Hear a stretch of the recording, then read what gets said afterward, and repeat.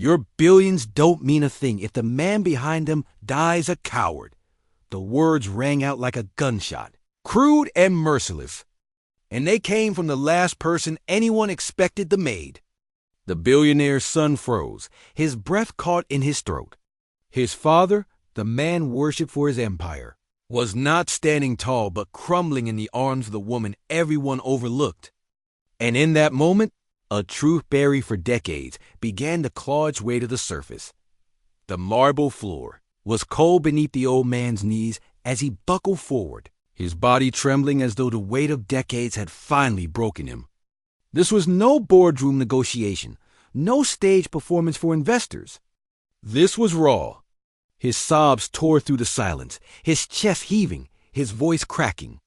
The heir his son watched, paralyzed. For all his life, he had seen his father as untouchable, a monument of pride. To see him unravel in front of the maid Miriam was not just strange, it was unbearable. The heir's fists clenched at his sides.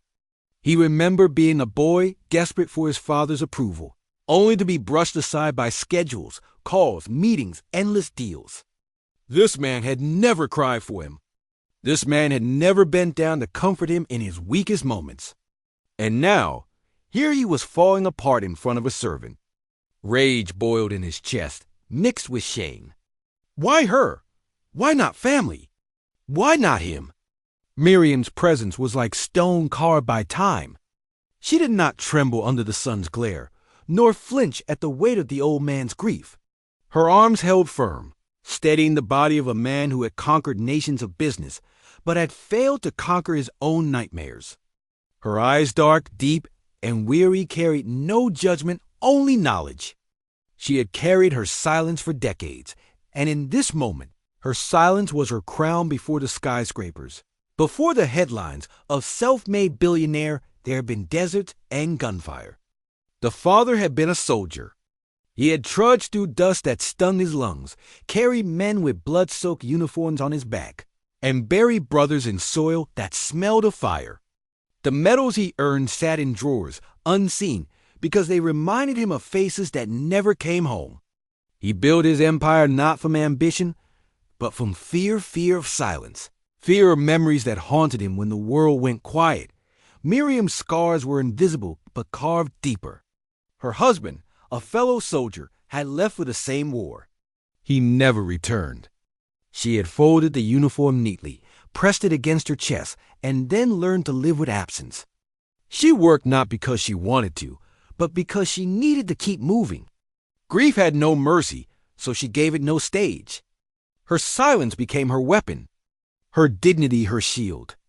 And though the world saw her only as the maid, she was so much more than the father had hired her out of what others thought was pity. But truth whispered otherwise. He had recognized something in her eyes, a shadow that mirrored his own. She became his quiet anchor, the one he could lean on when the boardroom lights dimmed and the memories returned.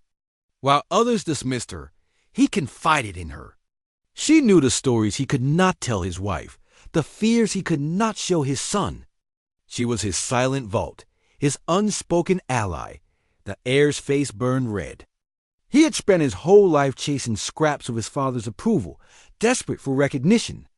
And here, in one brutal instant, he realized that Miriam, the woman he barely looked at, had received the affection, the trust, the tenderness he had been denied. His pride screamed. His voice nearly rose. But something in Miriam's gaze stopped him. There was steel there, quiet but undeniable. It was the look of someone who had nothing left to prove. Finally, Miriam broke the silence, her voice steady, commanding, almost divine in its calm dot. "Do you think wealth makes a man strong?" she asked, her eyes boring into the heir's soul. "No, dignity does not shout. It endures. That is why your father lived when others died. And that is why you must never mistake silence for weakness." The words landed like stones, heavy and sharp.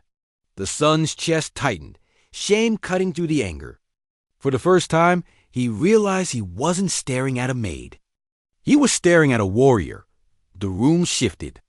The billionaire father, still trembling, looked up at his son not as a titan, not as an empire builder, but as a man broken, humbled, and human. And in Miriam's stillness, there was a strength greater than all the wealth combined. The heir's world cracked wide open. Money built skyscrapers, but it could not buy this kind of strength. It could not buy this kind of respect. The heir's eyes softened. His fists loosened. Slowly, with hesitation, he stepped forward and placed his hand on Miriam's shoulder. Not as a command, not as an order, but as an acknowledgement. His lips trembled as words formed. Wealth builds towers. Silence builds strength.